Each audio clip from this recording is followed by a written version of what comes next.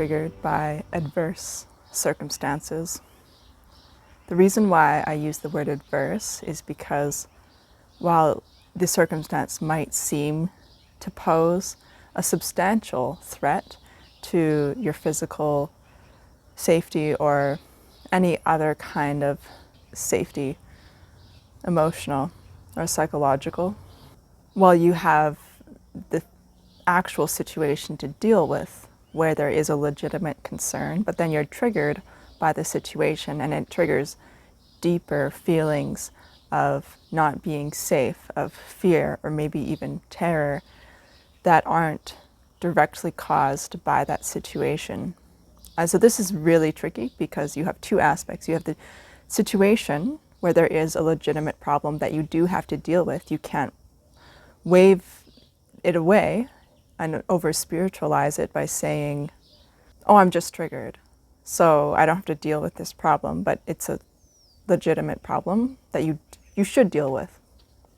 But then you also have to deal with the trigger. So I felt this yesterday, and then I had to work through the trigger. So I only slept about 4 hours last night and feel pretty ratchet this morning. I felt angry. I felt like there was this desire to hurt everyone involved in this periphery of the situation. That anger was so strong. People who really have nothing to do with this situation, who have no ill intent towards me.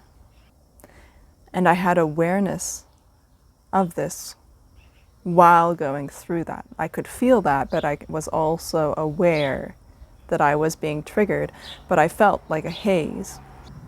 Almost this confusion, like a foggy mind, and then almost like overwhelmed with thoughts. There are so many thoughts. Trying to sort out the situation in my mind a bit, I felt a deep feeling of feeling unsafe. I was very anxious about the potential future consequences of what happened. The anger was less about the pain I was feeling in the moment, but the worry about potentially what this person had done, how it might affect me in the future, and also the misleading information that they gave me. I was trying to sort it out in my mind and trying to understand what had happened, whether what they said to justify what they did was true, and that I really was going to face serious consequences of that, or they had incompetence and were trying to help but just made it worse. And there's so many thoughts that can come up with this. Like, did I cause this in some way? Is there some unhealed trauma that I have that caused this to show up in my life? And another thought is like, oh, did I have a past life where I hurt this person and now this person is hurting me back in this life? And so these thoughts came up.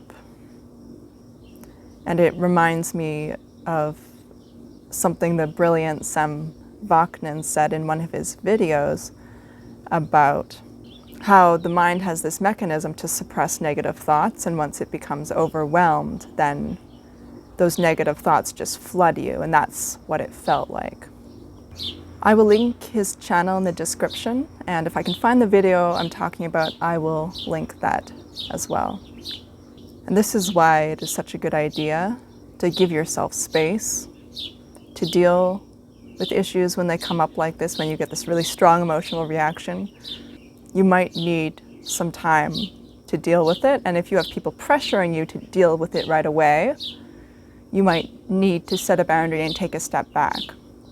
That includes responding to emails. If you feel really upset, stop and take some time to respond. I've been so upset before that I couldn't even respond and say, I can't respond right now, give me some time. Because I knew if I even opened an email, it would not go well. I wouldn't be able to say anything nice.